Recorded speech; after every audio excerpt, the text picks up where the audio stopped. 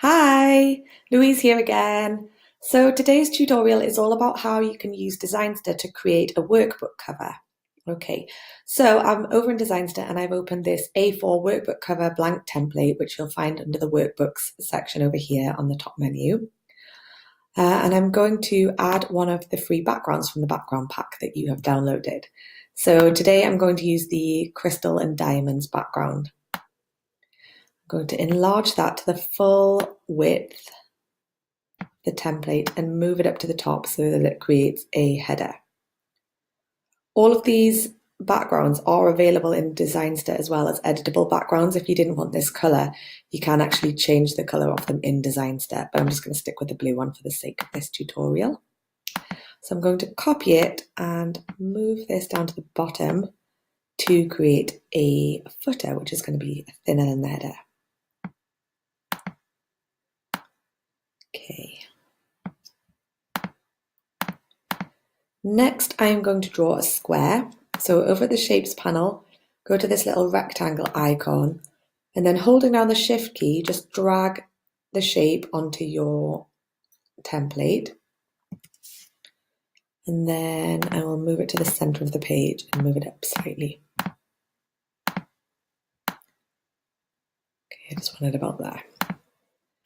Okay, so we've got this solid black square here. So I want to actually delete the background color. So to do that, just go over to the color palette here, click on that, and then you see this little cross here, just select that, and that will delete the background. So now we've been left with a black hairline border, which I'm going to make thicker by going over to the border slider. I'm going to make it about 9, and then change the color by opening the border color palette. And then you can enter your hex code. I've just written down the one that I was using. You can either copy and paste it from another color that you've selected or just type it in, whatever's easiest. Okay, so next I'm going to draw a panel, just a bar along the bottom. So again, using the rectangle shape, but you don't need to hold down the Shift key this time. I'm just going to draw a rectangle about there. I'm actually going to make this a little bit smaller, and so it's not actually a square anymore. I'm just going to push it up because I need to fit the arrow in there, which I forgot about. Okay, so the arrow is found under the Shapes folder, which lives in under the Art tab. So you go to the Art tab and then find the Shapes folder, then we're going to add this arrow in. Okay, so I'm going to make this the same color as the frame. So to do that, just open the color palette for the frame, copy the hex code, and paste it onto, select the shape and then paste it onto there. So also I'm going to flip this triangle. So to do that, just make sure you have unticked this proportion box, and then you can just drag it through like that and then tick the box again. And we can put it on there like that, and I'm just going to make it smaller and then send it to the middle. Make sure it's not overlapping the frame there. Okay. Then I want this bar to be the same color. So I'm going to copy the hex code in again onto that when that shape is selected. Okay, so that's about it for the background. So now I just need to add the text. So the text I have is the workbook. Okay, so that's going to be added to the top, small, and the font I'm using is Dark Woman.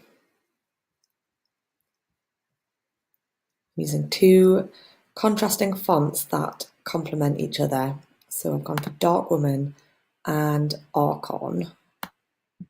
So you can see that Dark Woman is kind of a sort of handwritten, hand-drawn type, looks like handwriting type of font.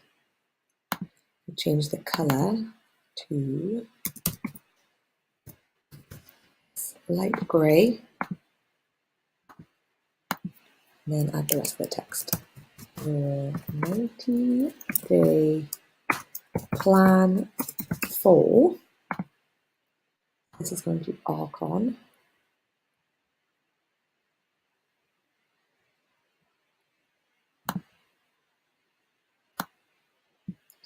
Bigger. We'll reduce the line space and make it a little bit tighter. Okay, and again, that's going to be the blue. So let's copy that blue hex code from one of the blue shapes that we've already done and paste it into the text color palette there. Okay, and I'm just going to copy and paste this bit of text here because I'm going to use the same font to write business growth. Okay. Bigger, and then use the line spacing slider to tighten the gap again, just to make it look a little bit neater. And then if you see this green handle at the top here, you can use that to rotate the text, or you can use this rotate slider bar at the bottom here, at the right hand side, sorry. I just find it easier with the handle sometimes. And then make that the size that you want it. Just arrange your text nicely. Okay, and finally I'm going to add in the web address. That is going to sit nice and neatly in that blue bar at the bottom. And I'm using Archon for that, and I'll make that white. Okay, and just make sure it's center aligned. So, nice and easy, and we have a workbook cover page, which is looking pretty good if I do say so myself. Okay, so I hope that was helpful for you, and just shout if you have any questions because I am around to answer whenever you need me. Just hit reply to the email and I'll get back to you. Thanks so much for watching. Take care. Bye.